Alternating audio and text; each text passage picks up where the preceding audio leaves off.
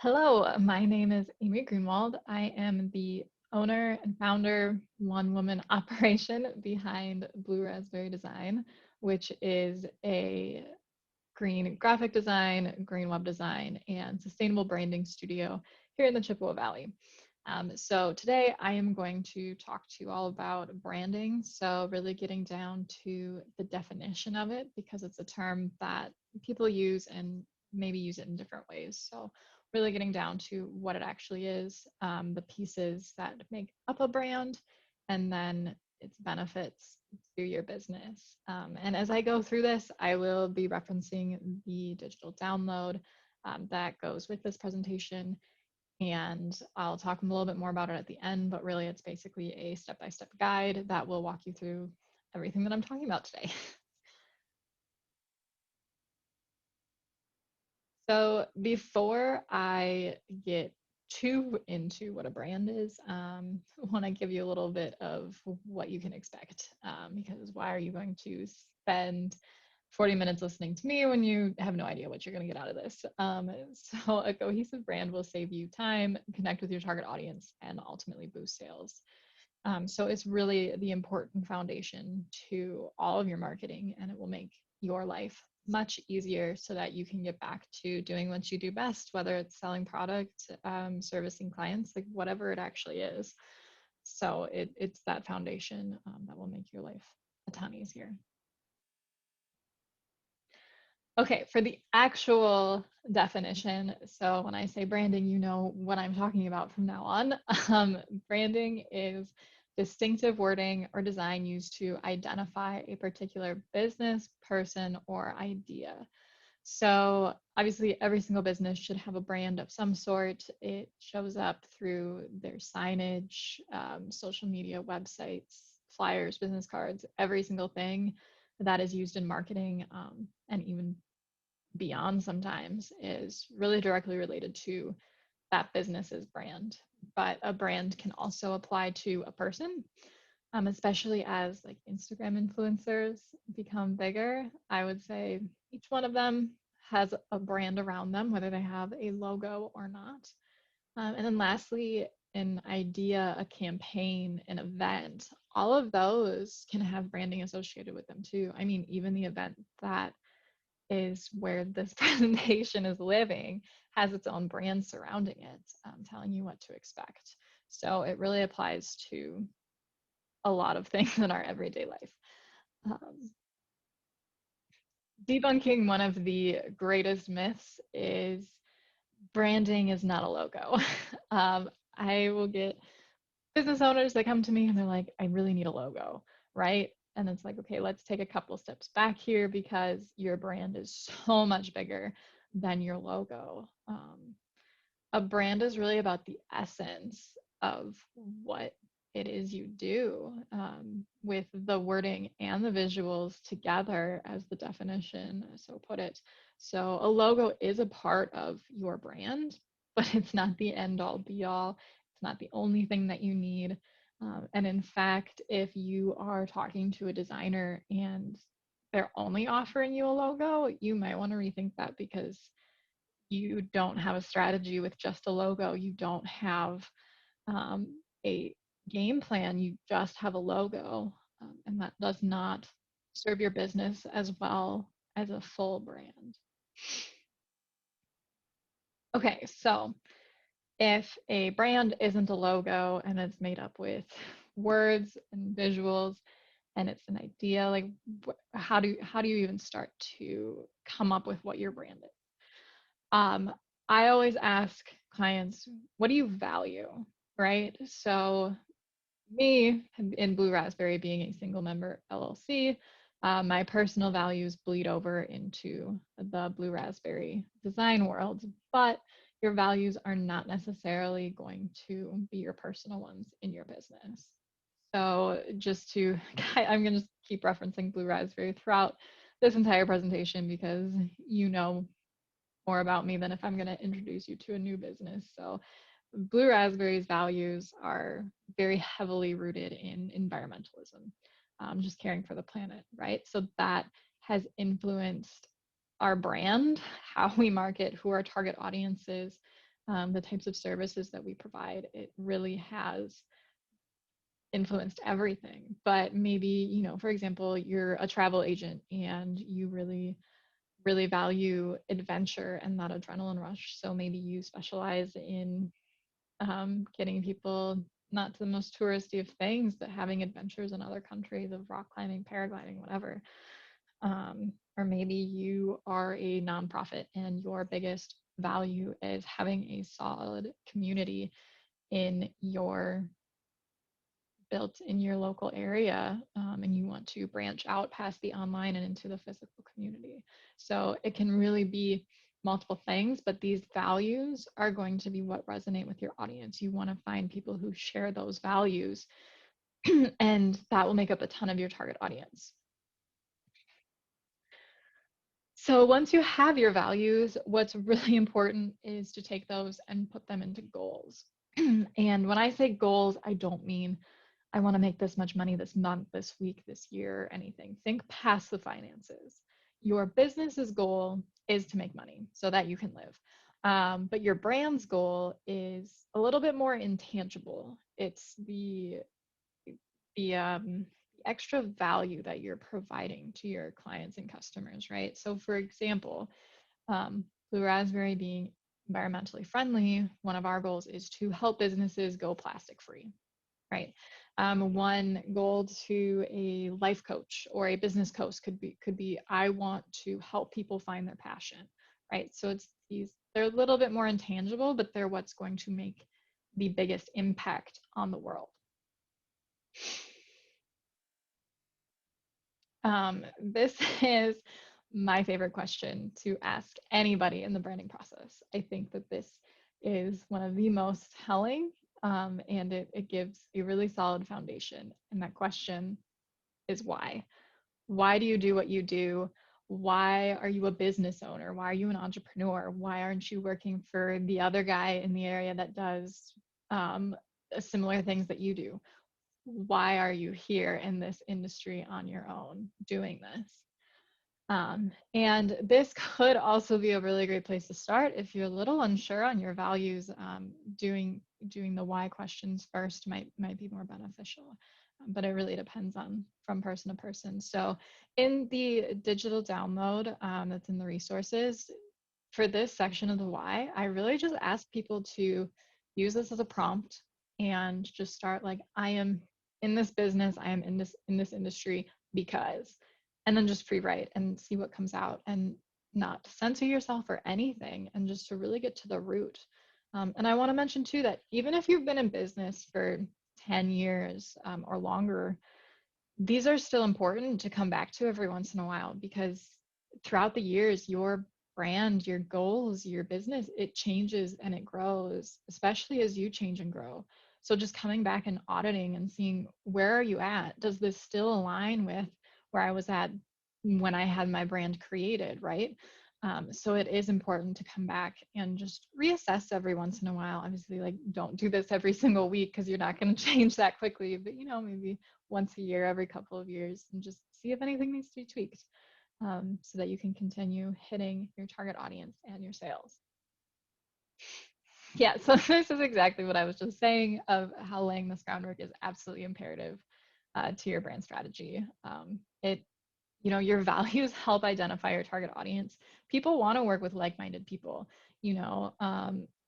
They're more likely to choose you over your competitors if you share their values. They're more likely to keep coming back to you. Low prices of being the lowest price, that can only go so far. People aren't going to just keep coming back to you for something like that. People want to connect. And especially this ties into your social media and how, businesses are becoming much more like people in a sense, with those tools. And so they're going to keep coming back. They're going to refer other people to you. I know when I find a business that I love, I recommend it to every single person that I know. So it will in turn boost your profits with doing just this little bit of groundwork, and more organic growth for you, which is always a good thing. Okay, so it talks about the foundation, what a brand is, all of those things. And now you might be thinking, okay, how the heck do I tell my audience who I am. Because you're not going to go up to every single person and say, "Hi, I'm Amy. I'm with Blue Raspberry Design. Our values are this and our goals are this." You're not going to do that, right? So you want to express all of these things throughout your personality, your voice, and your aesthetics. And these become really the building blocks to all of your marketing. So personality. Um, I always like to tell people, if your business, if your brand, if they were a person, who would they be, right? If they were next to you, like, would you be friends with them? How would they act? All of these things. So a lot of people come to the consensus that these 5 personality traits, businesses all fit into one of these. I like to take it a step further because just like how people aren't one dimensional, brands and businesses aren't one dimensional.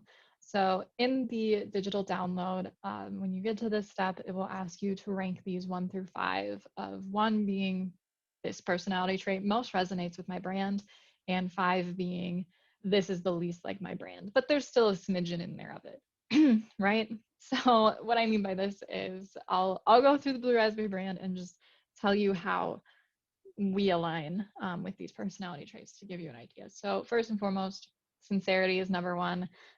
We're down to earth, honest, wholesome. Every single thing that we do, we lead with values. We're super transparent. And if we're not being honest about what we're doing, why do it? So that is where we rank at number 1. Number 2, competence. We're reliable as an intelligent and a leader in what we do, as we are constantly researching the environmental impacts of design and marketing and business in general. We are always citing our sources, sharing this knowledge. So we want to present ourselves as a very knowledgeable brand because we are. And so trying to get that to shine through. Third, excitement.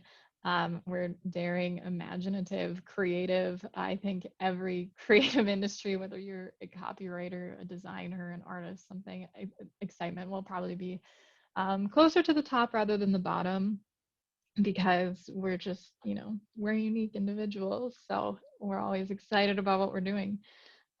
Fourth, probably sophistication, which would be like the luxurious high end types of things. And I think part of your personality also relates to the geographical area, right?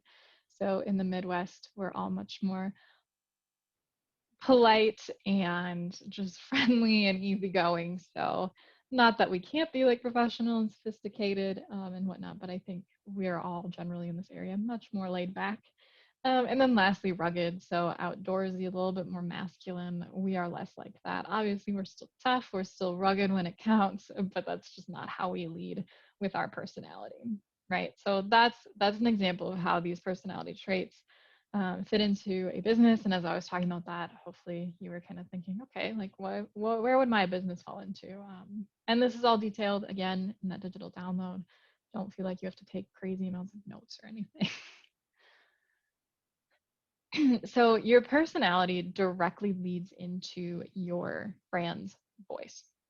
And the voice is really the text and the language that your brand and your business use. Also, just another disclaimer, your business's personality, your brand's personality, it's not necessarily going to match your personality. It's again, like, it's hard sometimes when you're the single member and that line gets blurred a little bit, but yes, your personality is not necessarily the same as your brand's personality. So kind of make that distinction when you're thinking through it. Okay, so voice. So one question that I always like to ask is your brand the type of person that would use slang, use analogies, use a little bit more laid back language, or would they be much more proper and be very careful about their word choice? And that really ties back to the personality, the industry that your business is in, so many things. So there are many more examples in the download, but just to give you some idea, so here's 9 voice traits. So a toy company that markets to like 5 to 10-year-olds is really trying to grab their attention in the toy aisle.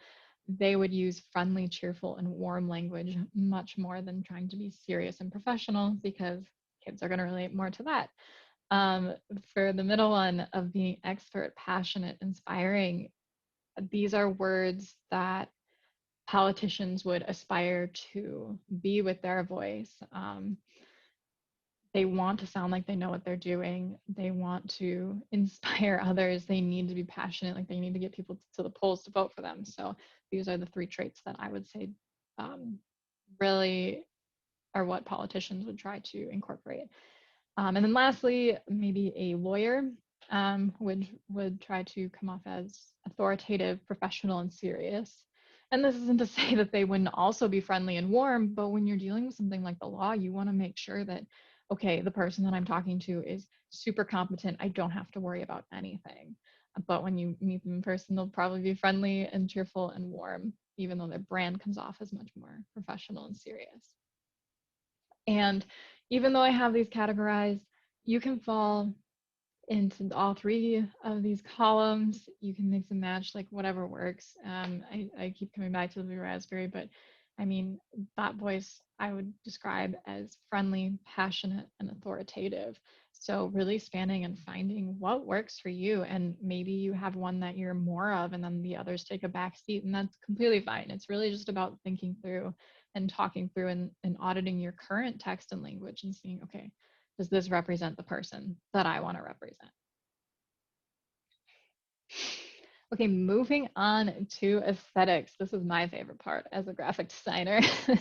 um, so this is a little bit bigger of a section than language and personality, just because there's so many more pieces to it.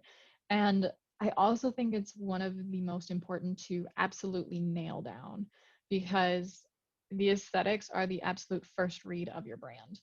We're always told, don't judge a book by its cover, but we're human. We judge books by their cover. I've done it.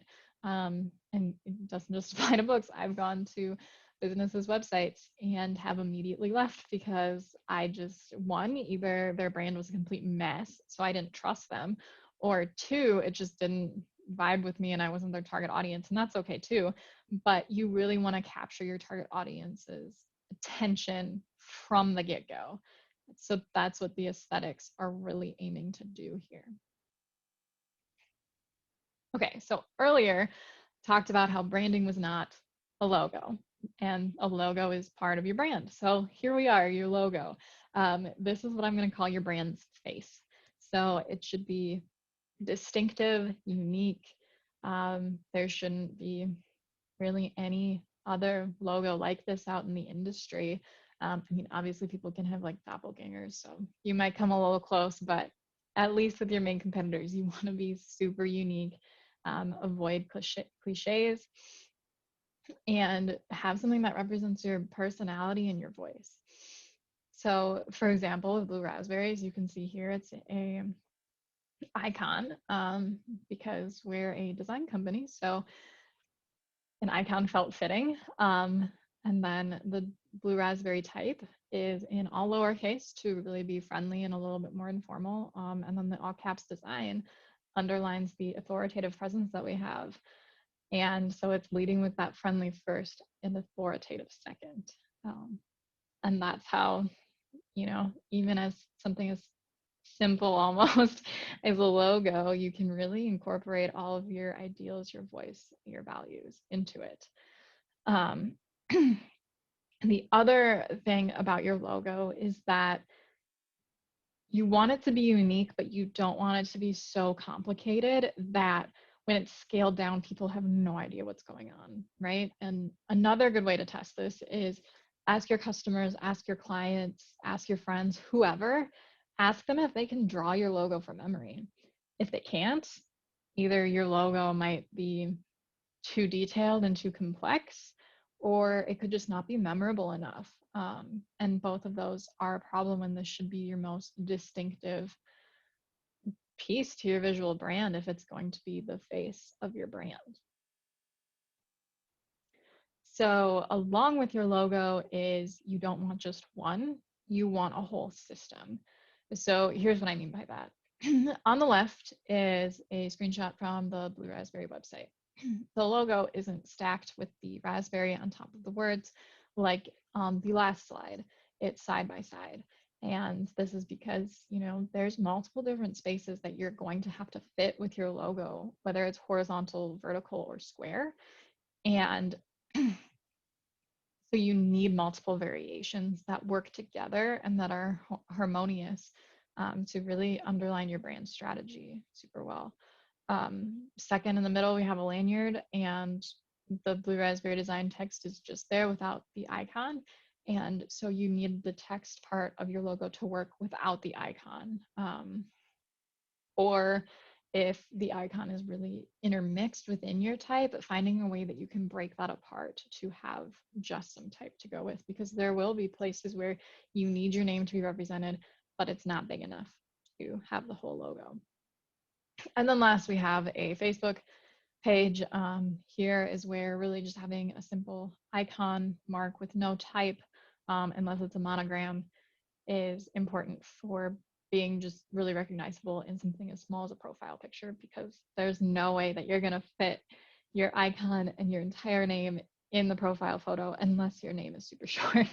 So you need a symbol to work by itself and still carry the brand with it.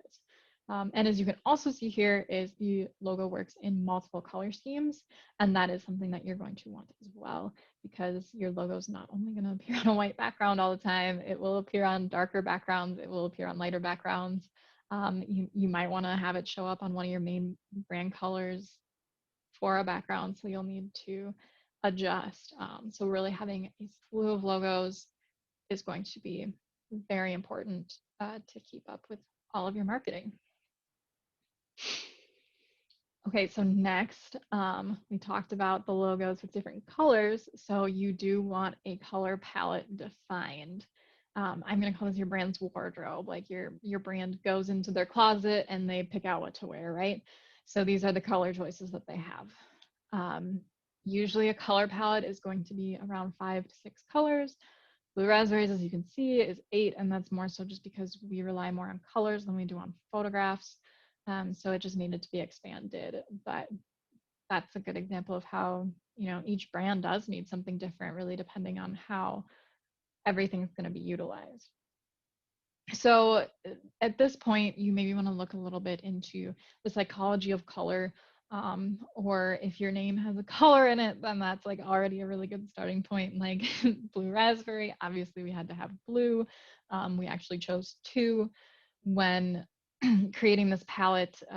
Is doing a lot of research into blue raspberry flavored candy, and I think it was the like icy colors that really stood out to me, and that's how the blue raspberry blue and then the more icy blue came to be. And blue as itself is a very calming presence for a color, so that falls right into our friendly brand voice. And then next we have a green, because can't be a green graphic design studio without having some green somewhere, right? And that would just be a little weird. And then next we have the purple and peach tones. And these are really just to complement the colder colors of the blues and the green, to add some warmth back in. And this is a good part where, like, yes, the first few colors are, there's definitely a lot of psychology behind it, but then the rest are just kind of to fill in the gaps a little bit and make it all a very cohesive complementary color palette. And you can also look up color palettes online if you are DIYing. No worries. You know, just I would say go Google some color palettes, see what resonates with you. And then, yeah, just keep in mind the psychology of things. So like red is going to be much more high energy than blue. Yellow is generally a much happier color. So just thinking about the emotions that you want to evoke in your audience is a really good place to start. And then next, the third big part of your brand is the font system. So these I would call your brand's handwriting, or if your brand as a person, they're going in their closet, they're pulling out their colors. Say one of those colors is a graphic t-shirt. What would the text look like on that t-shirt, right? If that is a better analogy. So for Blue Raspberry, our heading font is very retro. It has very big rounded edges, very bubbly. And it is a callback to the like 60s and 70s hippie movement because we're environmental. We fall into this bigger community of green designers and eco conscious people. So it really defines that we are a part of that movement in a sense. Then next for the subheadings, with the current heading font being very, very friendly, a little bit more relaxed, especially as using no caps in it. The subheadings for Blue Raspberry are in all caps and are a pretty blocky font. And that's just another way, just like how the logo has the lowercase and then the all caps, this really highlights the authoritative quality of Blue Raspberry. Like, yes, we know what we're doing. Like the the lowercase wasn't a mistake. Like, we're confident in this. And then next, you want some legible typefaces. So you want one for digital and you want one for print, that are easy to read. Like, can you imagine picking up a book and you're trying to read it and it's all typeset in Comic Sans? Wouldn't be a very fun time. So you don't want to anger your audience. You want something that's easy to read. Leave the bigger personality traits for your headings and your subheadings, and just let your body copy be easy to read. You still have choices, obviously. It's not like a one, you only have this one to choose from. So you can have some say in it. But yeah, really leaving that much more simple. And then lastly, a good italic font is nice for testimonials, quotes, what have you. It just adds a little bit of dynamic energy to type on a page, and it's fun to play with. Okay, so that was a lot of things to think about, and you might be sitting there a little overwhelmed. Hopefully not, but really with a brand in identifying the logos, identifying the colors, identifying the fonts, you can't just like identify them and then leave it. Really having them in a guide is going to be so helpful and save you so much time and headaches down the road. The strategy guide should go all the way back to your values and outline them and your voice and say, this is who you're targeting to. And then talk a little bit about what the rationale behind the design choices are and talk a little bit about strategy. And then of course it should outline the logo index. Like, these are your logos, these are the colors they come in, some do's and don'ts, like use them here, but don't use them like this, and all of those things. And then it'll outline your color palettes so that you're consistently using the same colors. Same with type, you're consistently using the same hierarchy of this is my heading, this is my subheading. And then depending on what designer you work with, we all offer different things. I always like to offer a paper palette of use these papers to print your stuff on because they're eco-friendly and they match your brand. And then also, like, how does this translate to the digital world of social media, your website, all of those good things. So what's also really awesome about once you have this all compiled in a strategy guide is then you can either one, like, continue creating graphics yourself because you have this roadmap and you can just reference it. Two, if say you're a designer, if it's me or somebody else, whatever, we get hit by a bus, like hopefully not, right? Because we would love to, stay and continue helping you, but you're not out of luck. You have this guide because, the show must go on. You have this all laid out for you, right? And then that's even like if you hire somebody on to assist you, whether it's the designer that made this brand or not, you should just be able to send it to them and say, hey, this is what it is. Please follow these guidelines. And that's going to be way less back and forth for you and make your life a lot easier.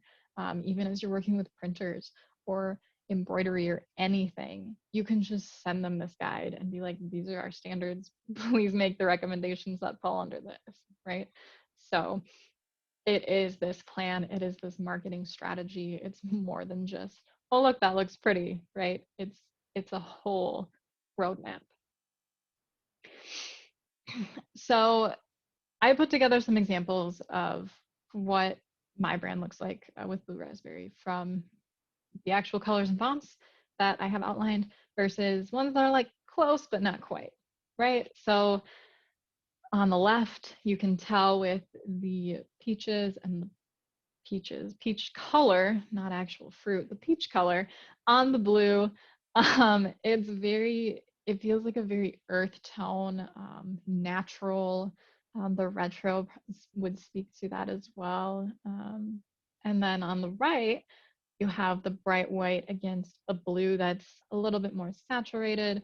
You still have the green, you still have the same exact saying, and the logo looks the same, but they give off two different um, impressions. So the one on the right, I feel like with the higher contrast of the white on the blue, it feels a little bit more technology oriented rather than nature oriented. And there's nothing wrong with targeting different audiences, but you just want to know who your audience is and consistently do that, or else people are going to get confused. And this is another good thing of like outlining your colors and what they specifically are. Because if you didn't have that standard of like, this is our blue, and you just tell a designer use blue, I mean, the designer should probably ask you like what it is, but if they don't, you can get any type of blue back. Um, so just really keeping it consistent. And this goes for something as small as a pen, right? So you can just immediately tell the difference between the one on the left that is the Blue Raspberry brand and the one on the right that is still blue, still green, still says Blue Raspberry, but it just doesn't feel as cohesive as the rest of the pieces. And even when your logo and your name aren't visible, maybe you just have a tagline, maybe it's just other text, you should still be able to tell whose brand it is just by the colors, the type, all of that working together, right? So I've talked a little bit about feelings being evoked, and I think this Maya Angelou quote, it just sums up so much of the benefit of how a brand really functions. So I've learned that people will forget what you said, people will forget what you did, but people will never forget how you made them feel. And your branding through visuals, words, how how your brand is presented through its personality, that's going to make people feel a certain way. And if they like what they're feeling, they're going to remember you. They're going to tell other people about you. They're going to want to work with you. They're going to want to buy from you because they feel like they know you, like you resonate with them. They could be your friend, right? Even if you take this presentation as an example, uh, tomorrow or in the next few days, you're probably not going to remember too much about what I said. You might be like, oh man, there was this really good quote, but the likelihood of you remembering the exact words is very low. The likelihood of you remembering even what like hand gestures I'm doing right now, very low, but you'll remember how you felt during this entire presentation of whether you thought it was impressive, whether you didn't, whatever it is, you'll remember that feeling. And that's what your brand is trying to do for your clients. So I know I've talked a ton about my own brand here just for ease, but let's take a step out of that bubble and look at two fast food restaurants, okay? So we're going to compare Hardee's to Culver's. Now, I'm sure that I've eaten at both places. I'm sure a lot of you have also, so you probably have your own thoughts coming into this of which you like better. But like, set that aside for a second and just look at their websites. So Hardee's on the left has black and yellow as their two main colors jumping out at you, which is a very bold contrast. Um, all of their main header text is in all caps, which is much more authoritative, bold, say than like using a title case or even lowercase. So they're going to appeal more to, it also just looks a lot more masculine. So their target audience might be more on the male side of things, those who really want to eat and experience. I mean, their tagline is eat like you mean it. That's all about action. That's being bold. Whereas Culver's, on the other hand, the blue is like it just puts you at ease much more right away. While the welcome and delicious are in all caps, the characters of it have a little bit more personality to them. Two is in all lowercase and it's scripty. It's just much more of like a I mean, it says welcome in their tagline, but it really is much more welcoming. So they want you to come in, relax, and enjoy, and be a little bit, I would say, more relaxing in that atmosphere than the eat like you mean it, like tear into this food. Um, and again, there is nothing wrong with how either of these brands is presenting. It's they know their audience and they're leaning into it wholeheartedly. And you need to be bold like that in your brand. Is you want to commit to your target audience and just go for it. You know, not to say that Hardee's doesn't get much more feminine people in their doors. Like obviously they do, and they're not going to turn them away. But that's just not who the majority of their marketing is geared at. And you definitely want to aim in on that slice and really go for it. So more on benefits. I've talked about this throughout, but just to really reiterate what a cohesive brand can do for your business. One, it's going to lead to a positive first impression. Again, you want to go to a website, you want everything to feel as one. You want to be able to scroll down the page and know exactly what's coming up in a sense. Like you don't want to feel this stark surprise. And I mean, some brands probably want you to feel that way, but right, for the most part, um, if somebody goes to your website, you don't want them to go there and think, wow, they can't even get their website together. How is it going to be like working with them? And then they just leave, right? So you want to avoid that. And one of the best ways to do that is to just have a cohesive brand and use it throughout everything. Consistency breeds trust. So increased recognition is another one. Once people understand what your brand looks like and how it functions, I mean, they're going to be able to scroll through their social media. They're not even gonna have to look at the name of who posted something, and they're just gonna be like, oh yeah, that's that business. And then they can like double check and they'll know that they're right. Um, and you want that added impression, because if they trust you and they're buying from you and they keep seeing you everywhere, you're going to be in their mind much, much more. And then lastly, when you create a brand, you get something that's unique and memorable. It will set you apart from your competitors. It will be something that really does stick in people's brains, and that turns into word of mouth, and much more organic growth.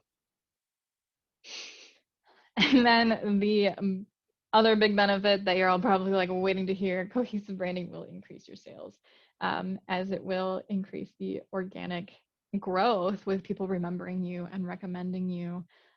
It will lead to more people stumbling upon you and not wanting to run away. I mean, not that they probably do now from your brand, but just like they'll feel welcome. They'll feel like it resonates with them, especially if they're in your target audience. And it will increase sales in a second way of you won't have to spend so much time reinventing the wheel every single time you make a social media post or a flyer or anything. You'll have this roadmap, and you can even give it to somebody else so that you can get back to doing what you do best in your industry. And that's interacting with clients, selling products, whatever it is. You will have much more time for that and less stress in your life because you will have a solid plan. So just a quick recap, because that was so much information. um, One, just remember, brands start with values. Your values can change. They might not be your personal values. They probably are tied into that somehow. But yeah, your brand starts with values. It doesn't start with a logo. It doesn't start with even necessarily what you do. It starts with that why behind everything. And this directly builds into how your brand presents itself, from the language that's used to the visuals and the aesthetics, and that all wrapped up into a personality. And then, yeah, lastly, it really will benefit your business. It will give people a more positive impression of what you do. It will lead to increased trust, increased brand recognition, increased loyalty, and ultimately increased sales. So coming back to the digital handout that I was mentioning, this is available for download, 100% free. Um, it might look a little like homework, especially because it's called a workbook, but don't take it to mean that. It is really a tool to help you out. It'll probably take you 30 minutes, an hour tops. It walks you through all of it. Don't look at the page number and be like, oh my gosh, I don't have time for this. Like, it's meant to be as simple and as guided and make it as easy on you as possible. And it walks you through everything from just reevaluating your values, seeing if they show up in your current brand, and then going through the language that you use, your logo, your colors, your fonts, all of it, and then looking at your current marketing materials and saying, okay, is this consistent? Is this working? And if the answer is yes, absolutely great, you have peace of mind. If the answer is no, this guide does have some steps for you to take. So like, don't panic. It is meant to help you. It is meant to help strengthen your brand. Lastly, just thank you so much for coming to listen to this presentation. I love talking about branding, or anything design, or even just anything about businesses. So if you have any questions about branding, about the environment, about anything, feel free to send me a message. My email's right there, amy@blueraspdesign.com. You can find me on Instagram and Facebook at Blue Raspberry Design, and then my website is blueraspdesign.com. Yeah, so don't be shy. Please reach out. I would love to talk to any of you. So, but yeah, I hope this was super helpful, and that it can help your business's branding and help your business grow. So thank you so much.